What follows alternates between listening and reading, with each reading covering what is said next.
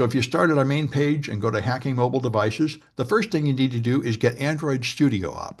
And I just updated several of these projects yesterday to make sure they're working in modern versions of Android and such. So when you install Android Studio, it just goes right on any operating system like any other app. Then over here on the end, you've got a tab called Device Manager.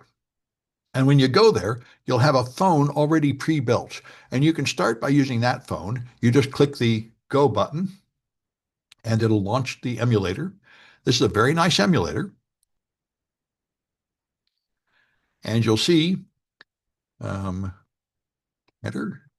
Maybe I have to hit this button to wake it up. Okay, all right. Here you get a generic phone, and you have not only a browser and such, you also have the Google Play Store, so you can install apps.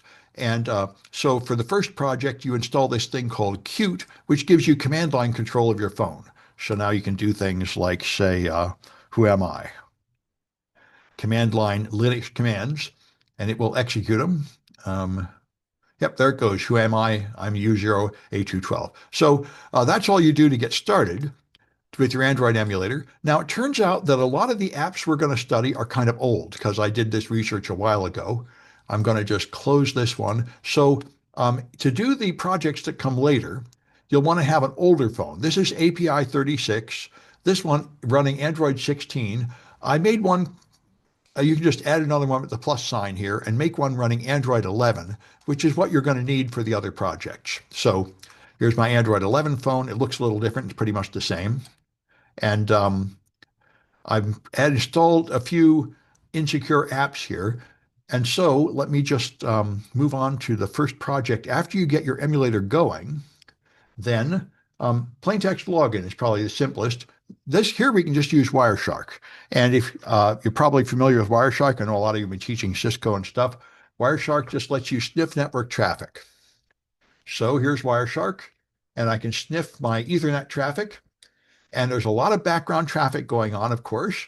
But if I filter for HTTP, there's none of that because this is unencrypted web traffic, and there's almost nobody that uses unencrypted web traffic anymore. But this app does, called Traveler. So if I launch this Traveler app, and by the way, you can just download the APK file from me and then drag and drop it on your phone to install it. So this is an old version of Traveler. I don't know if the new version works that way. So I have a@b.com, and down here I'm going to put in demo password and then log in. And if I go look at Wireshark, oh, that's disturbing. Didn't pick it up. Let's see if I'm sniffing on the red adapter. Capture options. EN1 is in, yeah. Start. Continue without saving.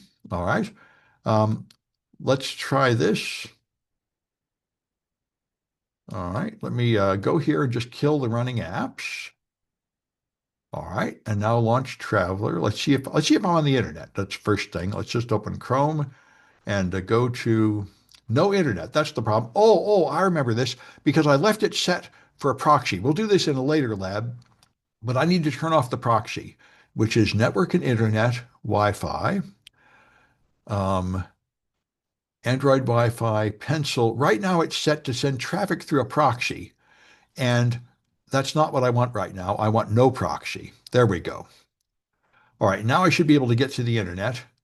If I go to like ad.samsclass.info, all right, I see a page. That's what I want. So I'm on the internet. All right, so now I should be able to run Traveler, and I should be able to log in with demo@aol.com and demo password. All right, now I log in. And now if I go look at Wireshark, there it is. I see some traffic going by. And all right, there's a get.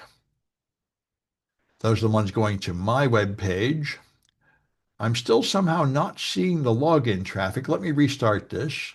Capture, restart, continue without saving. All right, and let's go here, put in a couple of digits at the end of the password and log in.